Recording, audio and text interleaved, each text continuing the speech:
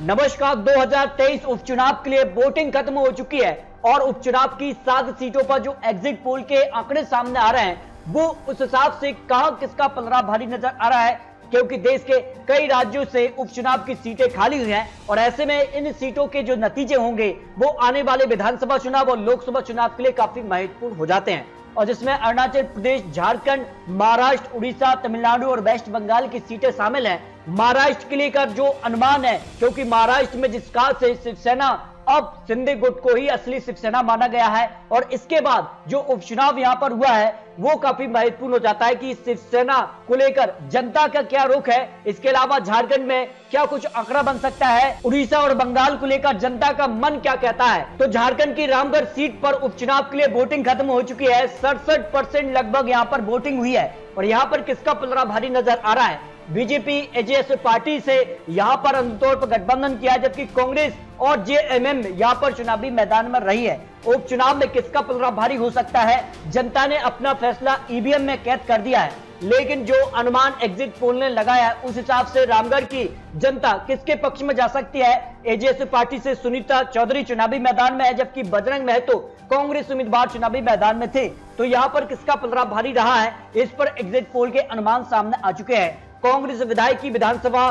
सदस्यता जो है उस रद्द होने के बाद अब यहां पर पहला उपचुनाव है और मुख्यमंत्री हेमंत सोरेन को लेकर भी आपसी जो यहां पर कह सकते हैं कि जिस कहां से खलबली देखने को मिली थी उस हिसाब से यहां पर किसका पलड़ा भारी हो सकता है। 2019 आंकड़ों की बात की जाए तो यहां पर कांग्रेस को जीत मिली थी। 2019 में ममता देवी यहां पर जीती थी, करीब 99,944 वोट उनको मिले थे। उनकी सदस्यता नष्ट होने के चलते ये सीट खाली हुई है और ऐसे में अगर बात की जाए तो बजरंग महतो विशेष सुनीता चौधरी यहां पर आपसी मैदान में है तो 71,226 वोट एजेएस पार्टी को भी मिले थे। बीजेपी यहां पर तीसरे नंबर पर रही थी, लेकिन इस हिसाब से किसका पलड़ा भारी नजर आ रहा है जो उपचुनाव के लिए एग्जिट पोल का अनुमान सामने आ रहा है। देखकर बात की जाए तो कांग्रेस और जेएमएम का यहाँ गठबंधन है, उस हिसाब से वर्तमान में हेमंत सोरेन सरकार में है, उसका फायदा इनको मिल सकता है। 55% चांस यहाँ पर कांग्रेस जेएमएम के दिखाई दे रहे हैं, जबकि एजेएस पार्टी और बीजेपी जो गठबंधन है उसको 45% चांस दिखाई दे रहे हैं। इस हिसाब से यहाँ पर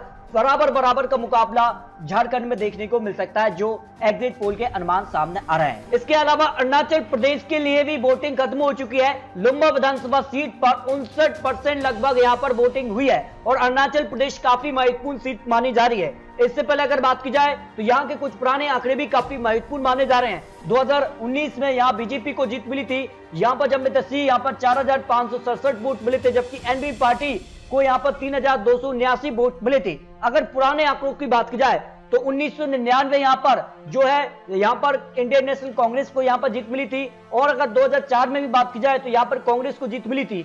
2009 में भी यहाँ पर जम्मे तस्सी कांग्रेस से जीते थे और 2014 में जम्मे तस्सी यहाँ पर कांग्रेस से जीते थे, लेकिन 2019 में बीजेपी में आ गए और बीजेपी में भी उनको जीत मिल गई। आंकड़ों के हिसाब से, पुराने आंकड़ों के हिसाब से कांग्रेस का पलड़ा यहाँ पर भारी रहा है, लेकिन जिस कार से वर्तमान आंकड़े एग्जिट पोल के आंकड़े है उस हिसाब से यहाँ पर बीजेपी को 50% चांस सीट पर जीत मिल सकती है, कांग्रेस के 40% चांस दिखाई दे रहे हैं। एनपी पार्टी यहाँ पर 5% से लेकर 10% उनके चांस दिखाई दे रहे हैं। इस हिसाब से एग्जिट पोल के हिसाब से यहाँ पर कांग्रेस बीजेपी में कड़ी टक्कर देखने को मिल सकती है, लेकिन बीजेपी का पलड़ा इस सीट पर भारी नजर आ रहा है। इसके अगर बात की जाए तो महाराष्ट्र की 2 सीटों पर वोटिंग खत्म हुई है और दोनों ही सीटें बीजेपी के विधायक के चलते खाली हैं, लेकिन इस बार काफी महत्वपूर्ण ये माना जा रहा है क्योंकि अब जो है दल बदल का जो खेल था उसमें अब काफी बदलाव देखने को मिला है। असली शिवसेना अब शिंदे गुट हो चुकी है, जबकि यहाँ पर उद्धव ठाकरे का जो चुनाव चिन्ह है वो बदल गया है। तो ऐसे में जनता क्या अब यहाँ पर क्या कुछ आंकड़ा रखेगी, जनता के हिसाब से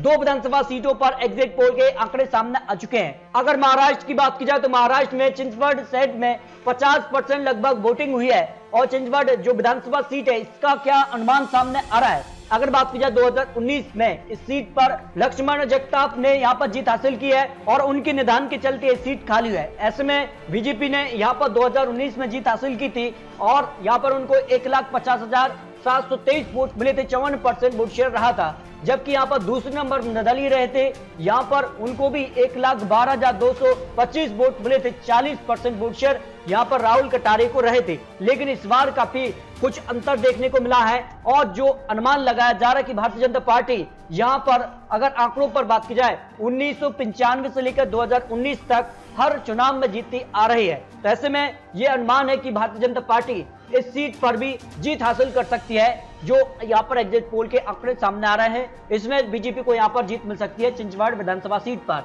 इसके अलावा यहाँ पर महाराष्ट्र के लिए यहाँ पर कस्बा सीट पर भी जो है वोटिंग यहाँ पर हुई है और लगभग 45% वोटिंग यहाँ पर हुई है।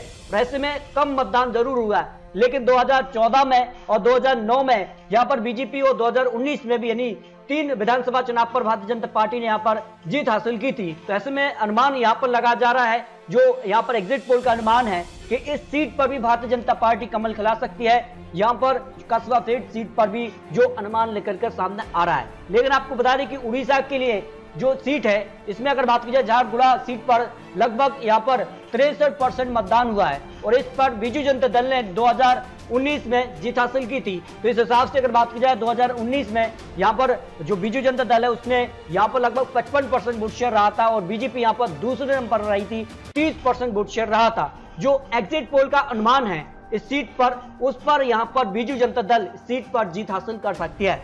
आपको बता दें कि तमिलनाडु के लिए भी यहाँ पर इडोदे ईस्ट विधानसभा सीट पर भी वोटिंग खत्म हो चुकी है और लगभग यहाँ पर 59% वोटिंग हुई है और ये सीट कांग्रेस विधायक के निधन के चलते खाली है।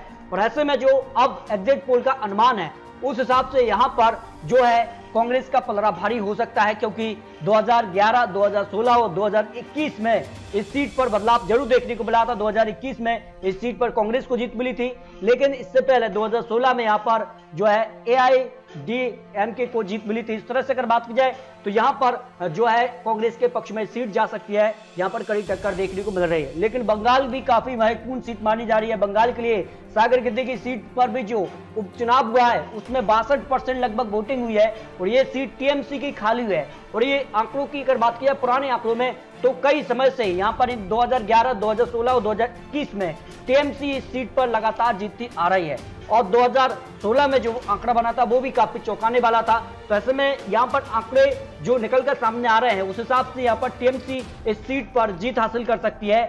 जो यहाँ पर आंकड़ा बन रहा है, जो 7 सीटों पर उपचुनाव के एग्जिट पोल के आंकड़े सामने आ रहा है उसमें एक सीट TMC के पक्ष में, एक सीट बीजू जनता दल के पक्ष में, बीजेपी यहाँ पर 0 से 4 सीट और कांग्रेस को 0 से 2 सीट की संभावना दिखाई दे रही है, जो एग्जिट पोल ने अनुमान लगाया है, क्योंकि काफी महत्वपूर्ण है। महाराष्ट्र की 2 सीटें बीजेपी के पक्ष में जा सकती है, इसके अलावा अरुणाचल प्रदेश की सीट और इसके अलावा कांग्रेस को भी 0 से 2 सीट की संभावना हो सकती है। ये उपचुनाव के एग्जिट पोल के आंकड़े सामने आ रहे हैं, क्योंकि इन राज्यों के जो नतीजे होंगे वो 2 मार्च को सामने आ जाएंगे। आखिर उपचुनाव में 2 मार्च को यहाँ पर कहां से कौन जीत सकता है, क्योंकि आने वाले वक्त में इन राज्यों के जो नतीजे होंगे वो विधानसभा चुनाव और लोकसभा चुनाव के लिए काफी महत्वपूर्ण हो जाते हैं। तो दोस्तों, आपको क्या लगता है? अपनी राय कमेंट बॉक्स में जरूर किए। उपचुनाव में किसका पलड़ा भारी होगा, इस पर अपनी राय रखिए। मिलते हैं दोस्तों लेटेस्ट और महत्वपूर्ण विश्लेषण के साथ, तब तक के लिए जय हिंद, जय भारत।